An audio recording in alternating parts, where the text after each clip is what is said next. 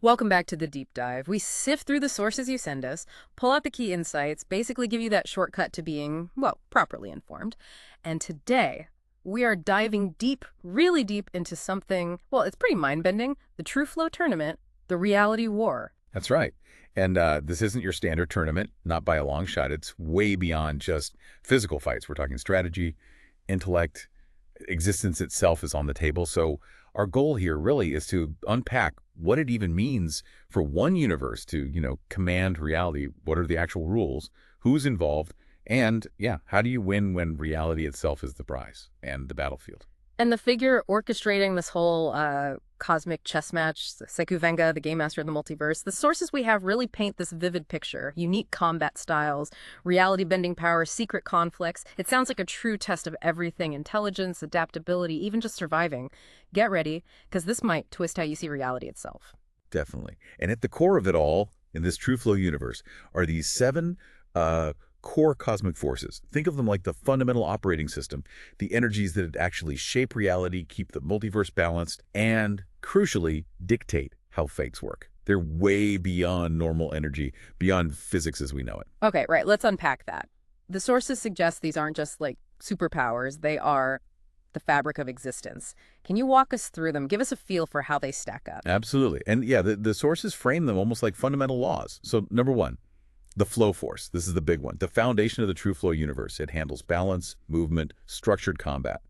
Basically ensures things don't just descend into pure chaos everywhere. Keeps things stable. Gives the battlefield a kind of rhythm. Okay, so flow force is stability. What's next? Next up, the shadow algorithm. This one's fascinating. It's all about stealth, erasure.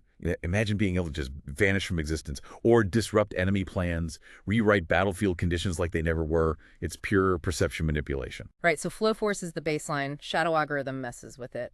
What else is in this cosmic toolkit? After that, you've got the paradox engine. This is where things get really weird. It's the power of contradiction. It allows things that shouldn't coexist to happen simultaneously. Warriors can reverse cause and effect, mess with time sequences, just break logic entirely. Think an attack hitting and missing at the same time. It weaponizes the impossible. Weaponizing the impossible. Okay. And after paradox. Then comes the synchronicity pulse. This is like a cosmic beat, enforcing harmony in combat. Everything becomes timing-based. If you can master the patterns, sync up with that universal rhythm, you gain a massive advantage. Like combat is a perfectly choreographed dance. Wild. One breaks logic, the other enforces perfect rhythm. Is there anything more relatable? Emotion. Yeah. Funny you should ask. Yeah. Number 5 is the emotional conflicts. This is pure, raw, sentient emotion as a force. Battlefields literally get shaped by rage, sadness, joy, fear. It makes psychological warfare incredibly direct. Your emotions aren't just in your head. They're out there impacting the fight, affecting attacks. So your fear could literally become a weapon against you. Okay, what else? Then there's the evolutionary surge. This one's all about constant change, adaptation. Warriors mutate right in the middle of a fight. The terrain shifts constantly. Defenses evolve on the fly. Nothing stays fixed when this force is dominant. Pure unpredictability. Constant mutation. Intense. And the last one. Finally, the constructive domain. This is about intelligence, shaping reality into living structures. Sentient fortresses, thinking landscapes. Fighters merge their strategy with the actual battlefield architecture. The environment itself becomes an intelligent ally or weapon. Okay, so these 7 forces, they're not just concepts, they shape everything. And the sources say they go beyond quantum mechanics. How does that work? What does that mean practically? Yeah, that's a key point. See, quantum mechanics deals with probabilities, right? Right. What might happen. But powers like reality threads, which Psychovengda uses, they don't guess, they reshape. They Yeah. actively pre-select outcomes. It's like instead of rolling dice and hoping, you just decide the outcome before the roll. It's deterministic influence. So less chance, more direct control. Exactly. And instead of just subatomic particles, you have things like superintelligent constructs. These things store vast amounts of multiversal data. They literally process reality equations to change the fundamental laws. They're not just in reality, they're coding it. Even probability itself isn't fixed. Entities like Vector's Prime don't just react to odds, they set the odds. Wow. So they're architects, not just players. You're not just fighting within the rules. The fight is about what the rules are. Precisely. And that leads us perfectly into the universes themselves. Each one participating has its own unique combat system, its own rules. Fighters have to constantly adapt. The sources give us a look at several of these realms, and each one is like a whole different strategic game. Okay, let's dive into some of these. Which ones really stand out as having the most unique mechanics? Well, I think Zephyrian is a great place to start. The realm of infinite cycles. The sources describe it as this huge clockwork world. Towers, gears, time-controlled arenas, past, present, future, all coexisting. Precision and cycles rule everything. Clockwork world. Okay, and how does that affect the fighters there? Take someone like Valen Cypher. He's a champion from Zephyrian, called a code bearer. He reads cosmic sequences, manipulates temporal runes. What that means is he can literally rewrite events before they even unfold. Wait, how does that? Yeah, it's not just seeing the future, it's editing it. Imagine knowing your opponent's move and changing it before they make it. Strategy becomes cosmic-level code breaking. Mind-bending. Okay, from perfect order, let's jump somewhere else. How about Nythera, the fractured dominion? Sources say this one's in flux, right? Caught between order and chaos. Tech versus organic. Exactly. It's a realm struggling with its identity, and the fighters embody that. Like Draxenvale, a Riftforged mercenary, he can switch instantly. Digital form, physical body, even ethereal presence. Imagine fighting someone who's solid 1 second, pure data the next, then a ghost. Adapts to anything. The whole realm is basically fighting itself over whether to go fully digital or stay this unstable hybrid. So that's hybrid chaos. Then there's Shattered Dominion Nythera, pure chaos, the sources call it. What's that like? Oh, this one's wild. It's a universe where entropy is winning. Physics are unstable, reality itself is frayed, battlegrounds just disintegrate, shift constantly. There aren't even clear sides, just chaotic entities vying for temporary dominance. So how do you even fight there? Warriors like Vexaret, the Herald of Collapse, use things called entropy blades. They accelerate decay. Your footing vanishes, weapons crumble. The rules of the fight are constantly changing because the universe itself is falling apart. No fixed mechanics at all. Okay, my head hurts already. Let's switch gears. Thought Nexus. The sentient mindscape. A universe made of consciousness. Exactly. Reality there is shaped purely by thought, belief, perception. If you enter, your mind is the battlefield. Combat is mental mastery. So if I strongly believe I have a laser cannon? It appears, yes. Warriors like Nythera Vale, the Dreambound Shaper, can manifest anything just by believing it exists. And then you have fighters like Malric Vox. He can steal ideas. Imagine him removing your ability to even think of using a shield. The fight is literally about whose belief is stronger, whose mental constructs hold up. That's incredible. Mental warfare taken to the extreme. Okay, what about the constructive domain? The living architecture universe. Living architecture. Yeah, it sounds strange, but the sources say everything there is a sentient framework. Cities think. Weapons learn. Landscapes choose sides. The battlefield itself is alive, intelligent, and part of the fight. Existence is judged by function and design. How does that work in practice? Take Vextrus Prime, the war engine. It's described as a massive thinking fortress. It grows weapons, reshapes the terrain dynamically. It has a move called Siege Pulse that can actually reprogram enemy formations right in the middle of combat. You're not just fighting the warrior, you're fighting their entire environment. The ground itself is fighting back. Got it. Now, the emotional conflicts. The battlefield of pure emotion. We touched on the Force, but a whole universe. Right. Here are the landscapes, the very conflicts, are literal manifestations of feelings. Intense rage might create a firestorm. Deep sorrow could open up a void of despair on the battlefield. Warriors weaponize their feelings directly. Someone like Vathar Rageborn, the manifestation of wrath, uses his fury to create shockwaves, ignite the area. And someone using joy. Exactly. Yeah. Like Illis Vera, the architect of joy. She creates these harmonic fields where negative emotions just dissolve. It weakens fighters who rely on rage or fear. It's psychological warfare made real, made environmental. Okay, that interplay is fascinating. Now the really mysterious one, the invisible dominion, the battlefield you can't see. This is ultimate subtlety.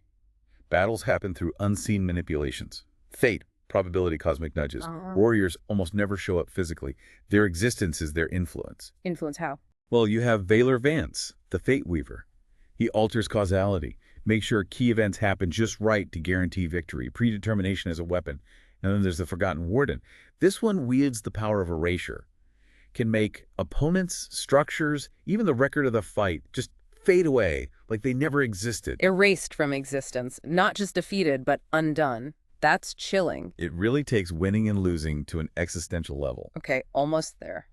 Paradox nexus, the realm of eternal paradoxes. This sounds like the logic-breaking force turned into a whole universe. That's exactly it. Logic is optional here. Fire freezes, light creates darkness, time flows forwards and backwards at once. Victory and defeat can happen simultaneously to the same person. Impossible contradictions are the norm. How do you even strategize in a place like that? It's incredibly difficult. Take Valith Duelis, the opposing force. Her power ensures every action creates an equal and opposite reaction, often paradoxically. Her inverted outcome ability means the same event can be experienced as a win by one fighter and a loss by the other at the same time. You end up fighting your own internal contradictions. Victory is never clear-cut. Wow. And finally, symmetry domain, the universe of flawless synchronization. Is this the opposite of paradox? In a way, yes. If paradox nexus is chaos, symmetry domain is perfect. Absolute rhythm. Battles are like intricate dances. Every move has to fit into a precise cosmic pattern. Timing and alignment are everything. So fighters control that rhythm. Exactly. Zetelmarvena, the temporal conductor, can speed up or slow down enemy movements, forcing everyone into synchronized intervals. Their clockwork convergence ability basically locks all combatants into a single perfectly timed battle rhythm. If you're out of sync, you lose. Okay, so these universes, these forces, the battles must be absolutely insane. They're not just fights, they're like philosophical debates played out with reality itself.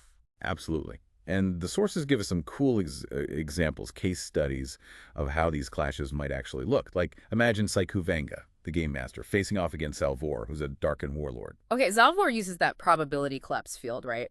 Tries to basically delete Venga's possible winning futures. How does Venga handle that? It's brilliant, actually. Venga doesn't just block it. He splits his entire reality presence across multiple parallel combat dimensions. He ensures victory is still possible in, say, 3 other timelines simultaneously. Then he uses quantum probability arrays to boost the odds, like guaranteeing an 88% chance of bypassing Zalvor's defenses in one of those timelines. He refuses to be locked into one outcome. He makes multiple winning realities. That's not just playing the game, that's rewriting the whole board while playing. Okay, how about Vextrus Prime, the living fortress, against a probability nexus overseer? All right, so the Overseer messes with space-time, fractures reality around Vextrus, makes it fight across broken timelines. But Vextrus, being this massive intelligent construct, activates something called a controlled collapse maneuver. It essentially forces all those chaotic probability waves to resolve into one single outcome, the one where Vextrus wins. It locks the quantum combat variables so its attacks land in all possible timeline variations at once. Damage is guaranteed no matter how reality flickers. It overrides uncertainty with pure computational will. Incredible. It's like strategy on a level we can barely conceive. What adaptation challenge stands out most to you across all these different realms? For me, it's got to be how anyone adapts to Shattered Dominion Nasura, that pure chaos realm. Think about a warrior from Zephyrian, all structure and cycles. They can't predict the future there. It's constantly dissolving. They'd have to develop entirely new techniques, maybe reality stabilization, just to create temporary pockets of order to fight in. They'd have to embrace adaptive tactics, something totally against their nature. Yeah, forcing them to abandon their core strength. And I keep coming back to the psychological side and the emotional conflicts. You mentioned Seltharnix, the fear-born phantom, making enemies see their worst fears. How does that impact someone from, say, the thought nexus, whose power comes from belief? Oh, that's a brutal matchup. Yeah. If your power is belief, and your opponent makes you believe your deepest fear is standing right in front of you, it directly attacks your power source. Your mental strength, your ability to hold on to your own reality despite the illusions, becomes your main weapon and shield. And then you think about the paradox nexus with that duality manifestation. An attack hits and misses simultaneously. How do you even process that? It forces you to fight contradictions, makes the very idea of winning ambiguous. It shows this tournament tests mental limits as much as physical ones. Absolutely. And even the idea of winning gets weird with the Invisible Dominion. The Forgotten Warden erasing you from the tournament records. It's not just defeat, it's like the match never happened. Takes the stakes to a whole new level, doesn't it? It really does. Okay, so we've journeyed through the TrueFlow tournament, looked at those 7 core forces, the absolutely unique universes. From Zephyrian's perfect timing to Nithura's chaotic disintegration, the mind-powered reality of the thought nexus. It's clear this is more than a contest. It's like a living cosmos, playing out battles of strategy, philosophy, and sheer existence. Yeah, understanding these forces, how they bend and shape reality, it gives you a glimpse into a place where the fundamental rules are always up for grabs. It really highlights how things like knowledge, adaptability, even raw feeling become the ultimate deciders in this multiversal struggle. So the big question for you listening, if existence itself can be twisted, reshaped by will or emotion or even rhythm, what does that suggest about our reality? And maybe, just maybe, if you could tap into one of these 7 core cosmic forces, which one would you choose to shape your own world? Definitely something to ponder. Yeah. Until our next deep dive.